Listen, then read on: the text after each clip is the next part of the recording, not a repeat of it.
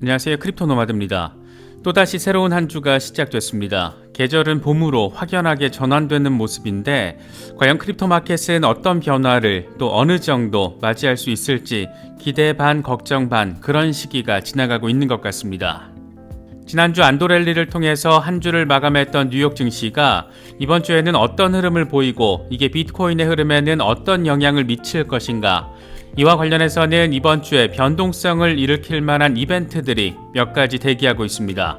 먼저 제롬 파월 미국 연준 의장이 이틀 연속 의회에 출석해서 통화 정책과 관련한 질의응답에 나설 예정입니다.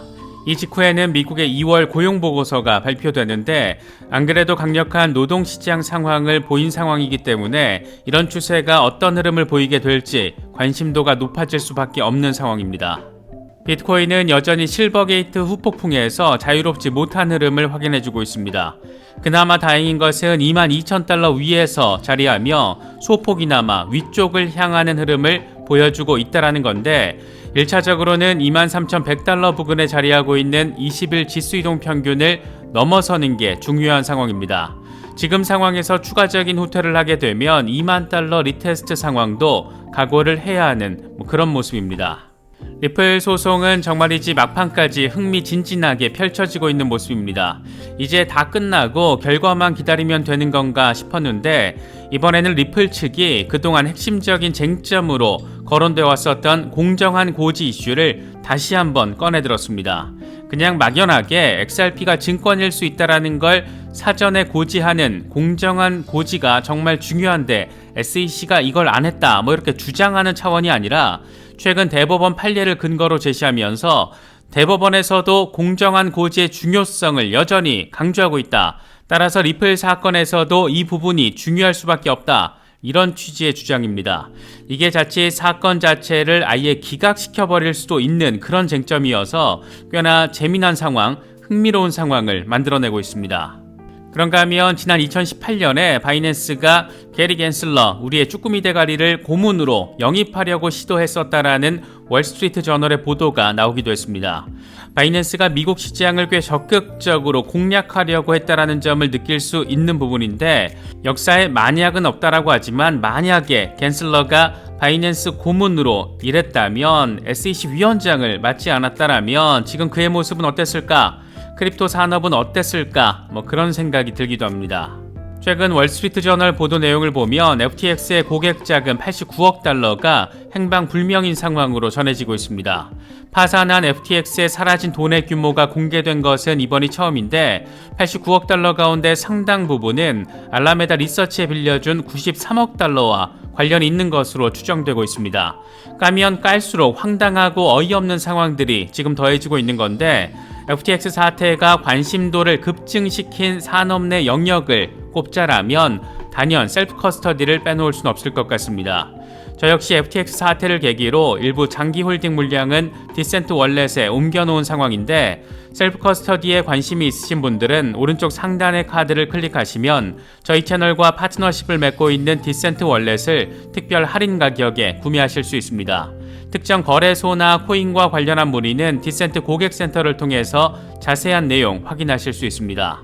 그럼 이번 영상 시작하겠습니다. 지난 한 주를 안도랠리 속에서 마감했던 뉴욕 증시는 이번 주에는 또 어떤 흐름을 보이게 될까? 이번 주에는 굵직한 이벤트들이 줄줄이 동시다발적으로 대기하고 있습니다. 먼저 제롬 파월 연준 의장의 의회 출석입니다. 정확히는 상반기 통화정책 보고를 위해서 출석하는 건데 파월 의장은 7일에는 상원은행위원회, 8일에는 하원금융서비스위원회에 출석해서 통화정책과 관련해 질의응답에 나서게 됩니다. 관건은 파월 의장이 3월 FOMC에서 0.5%포인트 빅스텝 인상 가능성과 관련해서 어떤 내용을 어느 정도 수위로 밝힐지 여부입니다.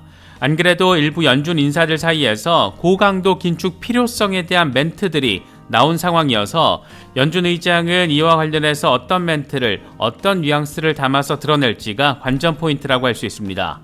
만약 파월 의장이 인플레이션이 완화될 거라는 점과 신중한 접근이 필요하다라는 것에 초점을 맞춘다라면 증시는 반등할 가능성이 높고 반대로 경제 지표가 계속 강한 상황이 확인된다라면 금리를 추가로 더 올릴 수 있다. 이런 점에 방점을 찍을 경우에는 증시는 더 하락할 가능성이 높습니다.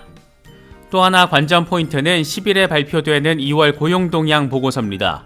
1월에 예상을 훨씬 뛰어넘어서는 수준으로 고용이 견고하다라는 점이 확인되면서 인플레이션 우려를 다시 촉발시켰기 때문인데 2월에도 이런 우려를 더 키우게 될지 아니면 사그라드는 계기가 될지 판가름이 나게 될 것으로 보입니다. 다우존스 설문에서 이코노미스트들은 2월 신규 고용 규모가 22만 5천 명으로 줄어들 것으로 예상을 했는데 만약 이런 수준으로 신규 고용이 크게 둔화된 것으로 데이터가 나올 경우에는 노동시장 과열이 진정되고 있는 것으로 해석될 것이고 이건 연준이 금리 인상 속도 조절을 지속할 가능성을 높이는 것으로 받아들여지면서 시장을 안도렐리하게 만들 가능성이 높습니다. 이런 상황과 관련해서 월스트리트 저널은 미국의 고용 회복 여지가 많기 때문에 연준이 추가로 금리를 더 올릴 수 있다라고 전망을 했습니다. 경제가 고용 측면에서 앞으로 회복될 여지가 많기 때문에 수요 회복 과정에서 연준이 더 오래 더 높은 금리를 유지해야 한다라고 느낄 수 있다. 지난 1월 레저와 접객 일자리 수는 팬데믹 이전보다 49만 5천 개 감소한 것으로 나타났다. 의료 서비스 고용은 지난해 가을 팬데믹 이전 수준으로 회복됐지만 팬데믹 기간의 일자리 증가율을 멈추지 않았다라면 1월에는 거의 90만 개 일자리가 늘어났을 것이다. 이렇게 강조했습니다. 간단히 요약을 하자라면 월스트리트 저널은 미국 경제가 아직 팬데믹 상황에서 회복될 여지가 많기 때문에 회복에 따른 일자리 증가는 불가피하다. 그래서 연준으로서는 추가 긴축에 대한 상황적인 백업을 해줄 것이다. 이런 관점으로 바라보고 있다는 점을 느낄 수가 있습니다. 결국 경제 데이터들의 결과에 따라서 연준이 3월 FOMC 회의에서 내릴 결정이 달라지게 될 텐데 현재 시장에서는 그래도 빅스텝보다는 베이비 스텝 가능성이 높을 것으로 기대하고 있습니다. 0.25%포인트 인상 가능성은 여전히 70%를 넘긴 상황 확인되고 있고 반면 0.5%포인트 빅스텝 인상 가능성은 25% 아래에 자리하고 있는 그런 상황입니다. 비트코인의 경우에는 여전히 실버게이트 충격으로부터 완전히 빠져나오지는 못하고 있는 모습입니다. 22,000달러 중반에 걸쳐 있다는 것은 그래도 다행이라면 다행인 지점이긴 한데 아직 20일 지수 이동 평균 아래에 자리하고 있다 보니까 여차해서 추가적인 후퇴라도 겪게 될 경우에는 2만 달러 리테스트 가능성도 제시되고 있는 그런 상황입니다. 공포 탐욕 지수는 하루 전보다 1포인트 오른 48을 기록하면서 여전히 중립 단계가 이어지고 있습니다. 비트코인 도미넌스 역시 별다른 변동성 없이 43%대 후반에 자리하고 있는 상황입니다. 현재 비트코인의 흐름과 관련해서 코인텔레그래프의 기고가 라케시 우페드히에는 비트코인 황소 세력은 가격을 22,800달러 위로 되돌리려는 시도를 했지만 곰 세력이 여전히 강력히 방어하고 있는 상황이라고 진단했습니다.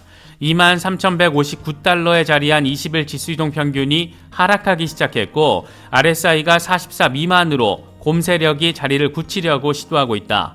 곰 세력이 지지라인인 21,480달러 아래로 가격을 끌어내릴 경우에는 2만 달러 리테스트 가능성이 높아진다. 반면 20일 지수이동 평균 위로 반등할 경우에 다음 목표 지점은 24,000달러가 될 것이고 이후에 25,250달러까지 상승할 수가 있다. 여기까지 뚫어낼 경우에 잠재적인 추세 변화를 나타내는 것으로 바라볼 수 있다라고 진단했습니다.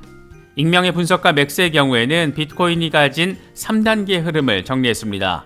먼저 바닥을 확인한 뒤에 반감기 사전 단계에 진입하게 되고 이후에 랠리를 펼친다. 이렇게 비트코인은 역사적으로 3가지 단계를 가지고 있다. 그런데 비트코인은 여전히 바닥 확인 단계이고 아직 반감기 사전 단계 국면으로는 진입하지도 않았다. 우리는 여전히 상당히 이른 시점에 자리하고 있다. 이렇게 상황을 설명했습니다. 아직 시작도 안 했다라는 얘기를 하고 있는 겁니다.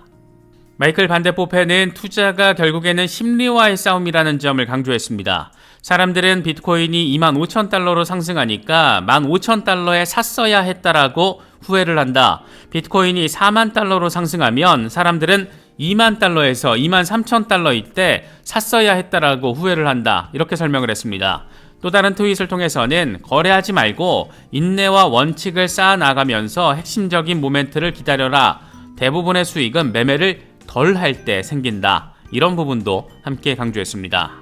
리플 소송과 관련해서도 의미 있는 소식이 하나 더 추가가 됐습니다. 이제 제출할 자료들은 다 제출했나 싶었는데 리플이 최근 대법원 판례를 참고해야 한다라면서 법원에 추가적인 입장문을 제출한 겁니다.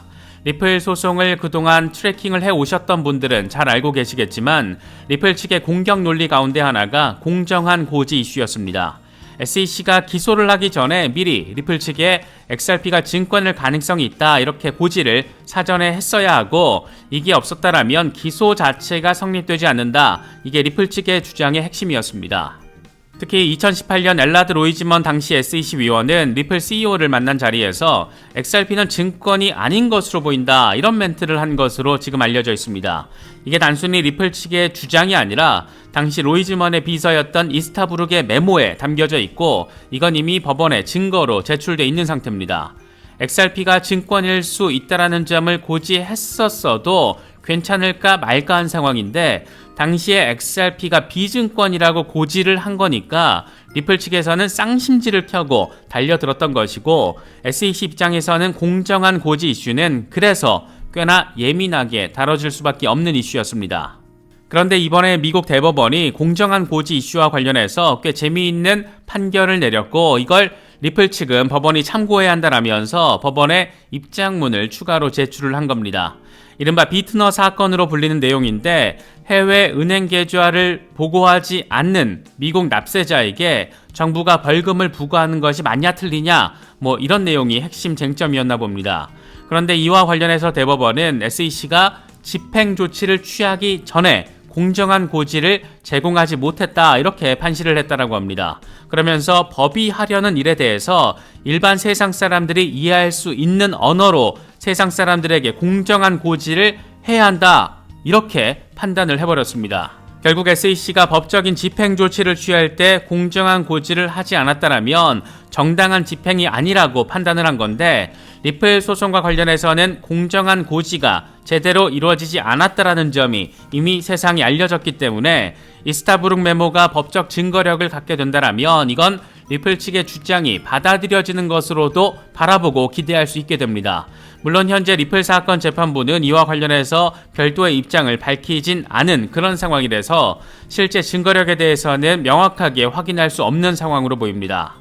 이런 지금의 상황이 참 되게 아주 많이 재미있게 느껴지는 것은 앞서 LBRY 사건 재판정에서는 2차 시장에서 판매된 토큰은 증권이 아니다. 이런 법원의 멘트가 나와줬고 최근 바이낸스의 보이저 인수와 관련해서도 법원이 SEC의 이의 제기를 놓고 규제기관의 가이드라인이 부재한 상태에서 부정적인 사실을 입증하도록 요구하고 있는 거고 이건 일종의 SEC의 은폐로 느껴질 수 있다. 이런 지적을 하기도 했습니다.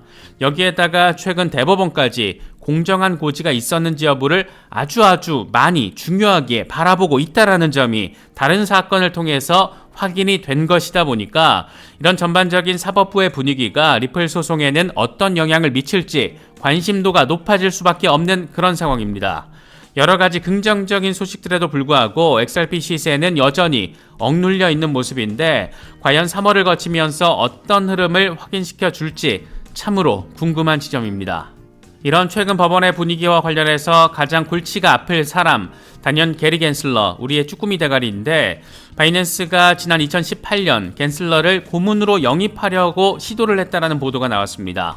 월스트리트 저널은 바이낸스 전 관계자 등의 멘트를 인용하면서 겐슬러가 MIT 교수로 재직하던 2018년에서 2019년 당시 바이낸스는 겐슬러 영입을 시도했고 겐슬러가 거절했다.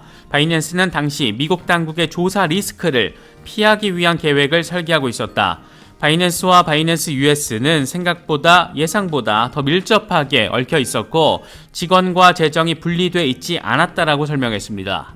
역사의 만약이라는 건 의미가 없겠지만 만약 당시 겐슬러가 바이낸스 고문으로 일했다면 다시 말해서 겐슬러가 SEC 위원장으로 일하지 않았다면 지금 미국의 크립토 규제 이슈는 조금은 더 상식적이고 정상적이지 않았을까 이런 생각이 드는 것은 꼭 기분 탓만은 아닌 것 같습니다. 저희 채널에서는 일주일에 3번 정도 멤버십 라이브를 진행하고 있습니다. 크립토 노마드 등급, 그러니까 직장인 등급 이상으로 가입된 멤버십 회원분이라면 누구나 라이브 방송에 참여하실 수 있습니다. 함께 정보를 공유하고 서로 응원하는 성격의 공간입니다. 좀 더 시장을 길게 바라보고 함께 나아가실 분들의 많은 참여와 관심 부탁드리겠습니다. 이번에 준비한 영상은 여기까지입니다. 시청해주셔서 감사합니다. 지금까지 크립토 노마디였습니다.